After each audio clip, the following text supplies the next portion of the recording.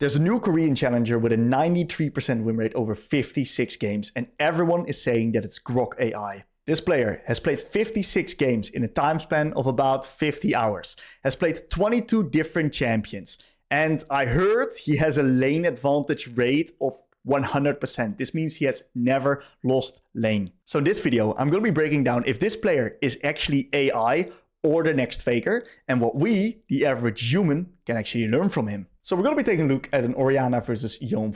We're going to be breaking down the things that he does in this game, what he does so well, some of the small mistakes that he's making, and if it's actually an AI or not. I'm going to make a conclusion about that at the end of this video. So I watched about 5 to 6 VODs of this guy, and I've watched this VOD a few times. And before we even go into any type of conclusions, whatever this is, this guy is absolutely insane, okay? This guy's really good at the game. He's very good at identifying ways to punish the enemy champion, creating trading windows, and in general, his understanding of all of the champions that he's playing is at a really high level. Now, one thing that he does is he plays Orianna with Yone, which is a pretty decent matchup, and he is really good at identifying how he can punish the Yone. Now, if this would be AI, you gotta keep in mind that Elon Musk made a tweet that he would be making the AI play like a human. So we would have human reaction time, human information. Basically, it would look like at the screen like a normal human, but gather just more information. And we don't know how that exactly would pan out, but this guy, the way he's currently playing, is playing like a freak. This was a really good dodge on the Yone Q3. He's doing a fantastic job at going for these auto attack into Q combinations and really getting maximum amount of value when it comes to pressure onto the Yone. He's missing a few spells here and there, but that was a really insane dodge of the Yone W. And I want you guys to let me know in the comments if this is actually AI or not. So the strategy that you go for as Orianna versus Yone is you go for a slow push and you go for like a 2-wave crash constantly. Why do you do that? Because you then have the ability to deny Yone the creeps every single time he's forced to walk up.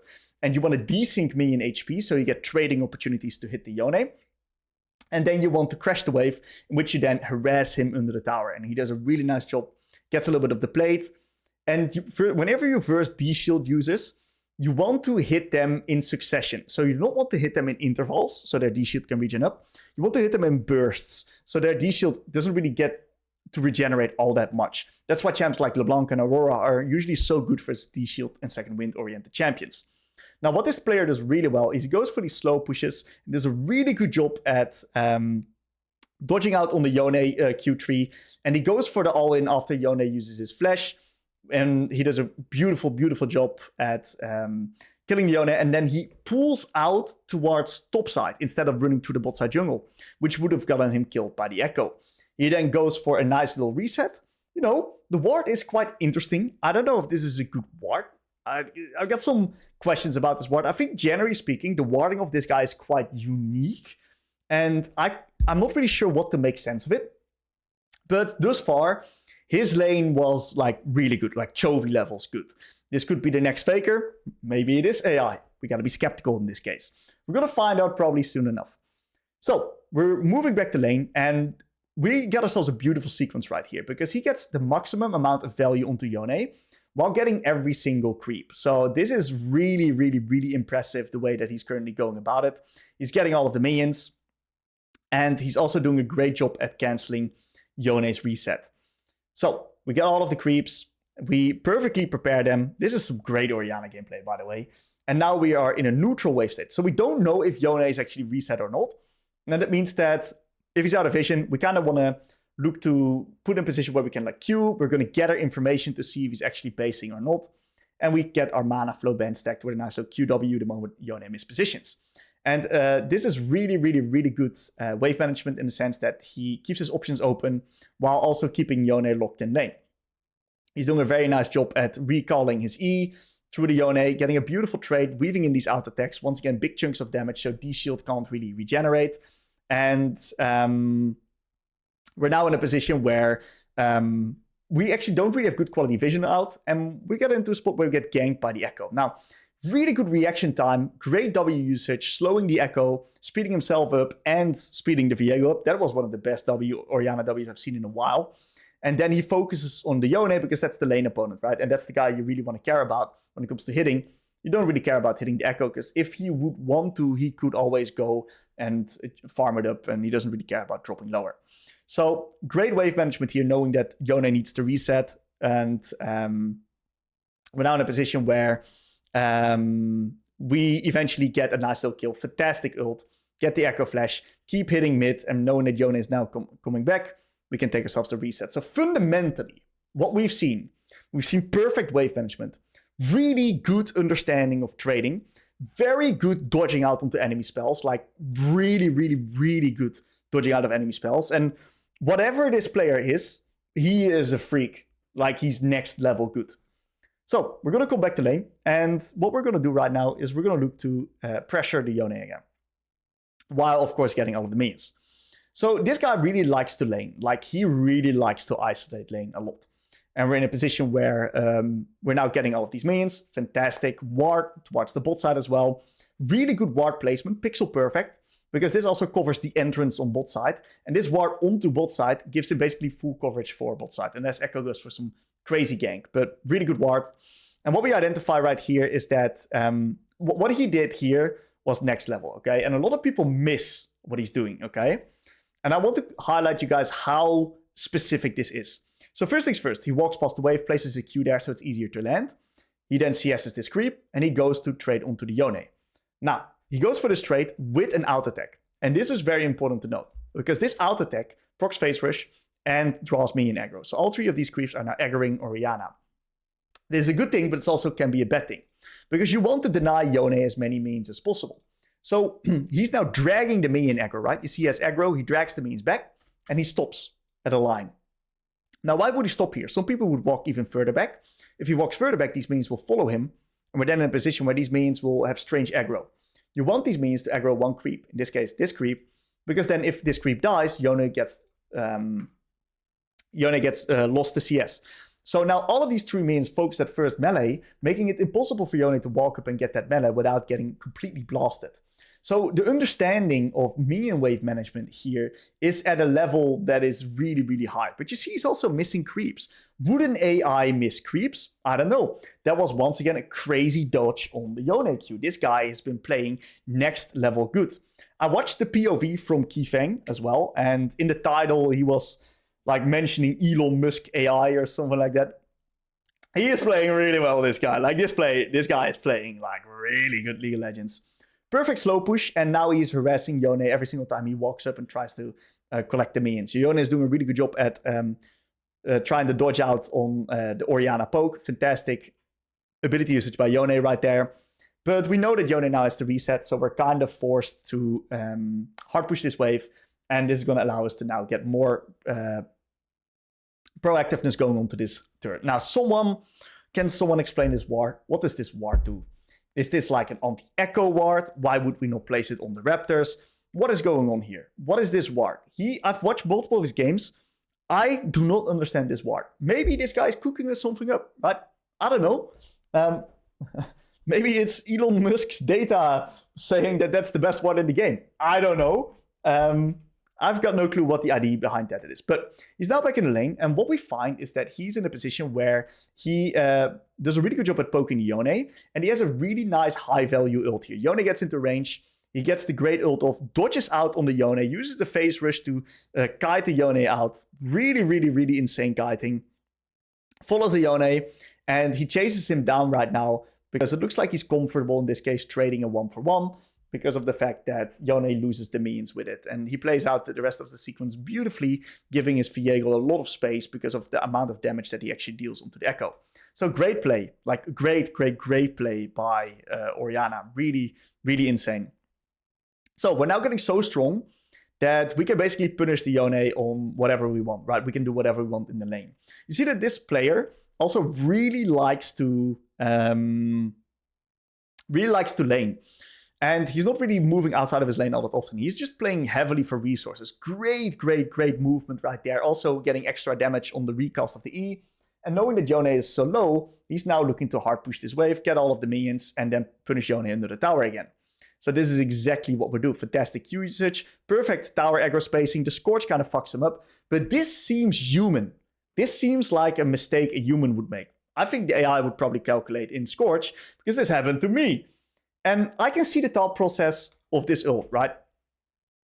I can see the thought process of this ult. He wants to wait until Yone Q3s and then deny the Q3 channel. So, you know, this is something that the AI could like maybe do. Maybe. But this also seems a little bit human to me. We don't know. It's hard to say. So, he now takes the plant. He knows the plant is up, takes the plant, comes back to lane, and he instantly starts harassing Yone on the slow build wave state. He's doing an absolutely phenomenal job at pressuring this Yone. He's got at least like a 30-40 CS advantage. He's doing really, really, really well. And on this wave step right now, he nukes it. And there's more punishing to be done. So really beautiful Q right there. He moves in for another Q. Auto attack with a QW. And then a dodge on the Q3. And then his spacing here is really insane. So the way that you want to go about is you want to stand in the Yone. So Yone has a really hard time lining you up with his Q. So that was like next level positioning right there in the Yone. And like this player doesn't really like to move all that much. But whenever he sees a good quality play, like happen on the map, where he's guaranteed that he's going to win, he's happy to move. So he's doing a really nice job at dodging out onto the Echo R, identifying that it's coming, fantastic Varus ult, and eventually a beautiful spacing out of the ball. Wow, that was great ball usage. Like, the amount of champion mastery that we're seeing right here in his trading patterns is next level. So this guy is a high-end pro, or it's AI. And once again, guys, what do you guys think that it is, right? A lot of people are saying it's AI, but is it really? Who knows? Anyways, this guy's a freak. Right? He's an absolute freak. Now, he takes an extra wave, which is good, because, of course, he has the ability to do that because Yone is resetting. This was absolutely fantastic. We get the next wave out, and we come back to the lane. Now, we're so strong right now that with BFT that we can just do one-wave crashes and harass Yone on all of the creeps. So you see that this guy, he's now going for one-wave crashes. He's missing a creep here and there. You know, hard to say if that's human or not, but we at least have a fantastic QWE. We have a fantastic Q once again. A little bit of a missed W right there. But the amount of damage that we're dealing is just next level high. Because Yone's forced to reset, we can instantly hard push this next wave, get more damage off onto the turret, and pressure the Yone once again onto all of these minions. Like, it's crazy. If the Yone wouldn't be on a new season, it'd be down 60 CS. Like, that's how well this Orianna is playing the lane. So, Orianna gets ulted, which is kind of well played by the Yone. Beautiful phase rush usage and Ghost, dodging out on the Yone spells. And wow, these Yone Qs are actually next level good. Really good Qs by the Yone. He identifies that Yone has got nothing to play up on anymore. So he just hard pushes the wave. And yeah, it's kind of impressive what he's doing. Like, it's dangerous to stay, but he's got the information on the Echo in this case. And he now looks to deny Yone even more minions. So yeah, really crazy positioning. Great ult. Then, I don't know what's happening here. Like, what is this? This is the BFT killing him. Would a human make this mistake? Is my question. Would a human make this mistake? Would a pro player make this mistake? Well, maybe a pro player that hasn't slept for like 20 hours or something like that. This guy has played an insane amount of games in a very short amount of time. But would an AI make this mistake? I don't know. Here, he also got hit by smaller W. I don't know, right? Would this be reactable to this W? Maybe it is, maybe it isn't. It's hard to say. It's so hard to visualize what it looks like because we've no guarantee what it looks like. Anyways, right, whatever is happening, this guy is playing a crazy good quality League of Legends here. He is pushing this wave right now, and because he recognizes that he can catch top wave, he's instantly shifting from mid to top, and this kind of ends the vault here. So if you guys want to see the perspective of the Yone, right, in the full vault, it's on a Billy vault. I'm going to link it in the description. And once again, what do you guys think about this player? Is this AI? Is it not AI? I'm going to draw some conclusions by watching his OPGG again. So is this guy actually AI? Well, I'm going to put up some arguments for, and I'm going to put up some arguments against. Now, we're going to start off with the fact that he's played about 56 games in the time span of about plus minus 50 hours. That's pretty intense, okay? That means that you either don't sleep a lot, maybe you take like a short sleep break. And I think League of Golf says he plays 19 games a session. Now, the interesting part about this is that if you play this much, how can you stay focused? Because if I play more than 6 games, I'm cooked already in my brain. So that means that this guy is like genuinely really, really good. And especially that he does it on this many champions, right? He plays 22 different champions. And to have this level of gameplay on all of these champs, and also, in this case, on a different role, he's also winning his jungle games. That's quite impressive to me. Okay, that's really, really impressive to me. So this means that this guy is potentially AI, or he's like a pro player, like next level good.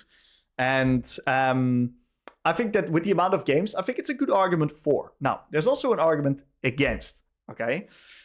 What would AI gameplay look like, right? What would AI gameplay look like when it comes to the mistakes that it makes? Because it learns from humans. It learns from all the things that we do. Would it not be taking those tower shots? Would it not like die? Because he does have quite a bit of deaths. How is he dealing when it comes to some of the games that he's playing, when it comes to his warding? His warding is quite interesting. Does it not like have stats to understand what type of wards are good and what type is not wards are not good? There's also like some an article from Sheep Esports, I think, that said that it's the substitute, or like it's like the substitute for Hanjin Bryan, so like Bro and LCK. Who knows? Maybe that's the case. If he played for Pain Gaming last year, it would be a pretty insane difference going from Brazil to Korea and then popping a nice 93% win rate into Challenger. Now, the argument for that is that it is a Riot account, because you don't randomly start in Emerald. Like, that means that Elon Musk probably had like contact with Riot, say, hey, let's run this program and see if it works. I do know that Elon Musk is going to be challenging, I think, T1 this year. So, hey, maybe it is a test program. Maybe it is not. It's quite hard to say what is actually the truth here. The thing that I know for sure is that whoever this player is absolutely insane. Like, he's correct. There's a few things that we can learn from him, if it's AI or not. He plays really selfish when it comes to his lane. He's constantly laning. He's not going for flippy plays. He's really good at creating opportunities to trade. He is also he has very interesting wards, and I don't really understand some of the mindset behind his wards. He has really, really, really good movement and understanding and anticipation of enemy spells. But the amount of control that he has in the lane is just absolutely insane. So the best way to learn from this player, right? And I'm going to probably review this player more if you guys are interested in that, is by especially looking at his lane. How is this guy laning? How is he getting resources? How is he getting so strong? How is he getting his feeds quest at minute fucking 10:30? That's insane. That's how fast that he actually gets it. And how is he building these insane advantages? That is probably the most important thing to take away from this guy. Now, to continue up, right? Is it AI? I also asked it to Coach Curtis, right? He said, okay, with the amount of champions played and the amount of games that he played, there's a likelihood that it's AI. And I think that's a really strong argument for.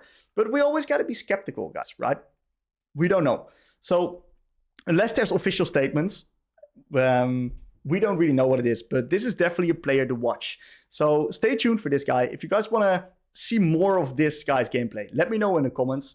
And also, I really want you guys to tell me if you guys think this is AI or not. Thank you all for watching. Peace out. See you guys with a new video real soon.